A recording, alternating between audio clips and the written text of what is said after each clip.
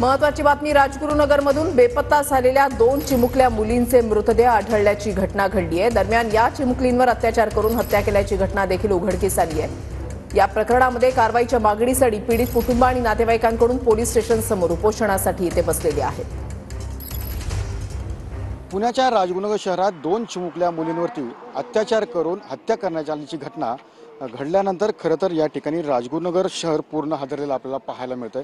एकंदरीत ज्या पद्धतीने काल 9 तास या ठिकाणी पीडित कुटुंब असेल, नातेवाईक असेल यांनी मात्र या ठिकाणी ठिय्या आंदोलन केलेलं आपल्याला पाहायला मिळालं आहे। एकंदरीत मृतदेह ताब्यात न घेण्याची भूमिका खरं तर कुटुंब असेल किंवा नातेवाईक असेल यांनी केलेली आपल्याला पाहायला मिळतंय आणि याच अनुषंगाने प्रशासनाने म्हणजे पोलीस असतील किंवा महसूल प्रशासन असेल यांनी मात्र या ठिकाणी कुटुंबाची समजूत काढून त्या ठिकाणी जो मृतदेह आहे तो ताब्यात दिला। काल तिचं ज्या पद्धतीने मृतदेह ताब्यात दिला, आज सुद्धा ते उपोषणाला बसलेत। मला सांगा काय नक्की मागणी आहे? काल 9 तास तुम्ही ठिय्या आंदोलन केलं, प्रशासनाने तुम्हाला लेखी आश्वासन दिले?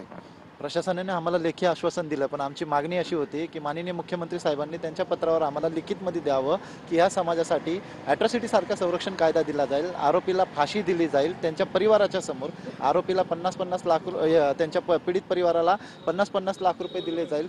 ही अशा मागणी आमची त्या शासनाकडे आहे। त्यांनी आम्हाला म्हणलं होतं की आम्ही तुम्ही बॉडी ताब्यात घ्या आणि अंतिम संस्कार करा। तर मी म्हणलं की ठीक आहे, तुम्ही लिखितमध्ये द्या। त्यांनी लिखितमध्ये दिलेला आहे, तहसीलदारांनी दिलेला आहे। तर आमची मागणी आहे की मुख्यमंत्र्यांनी हे द्यावं।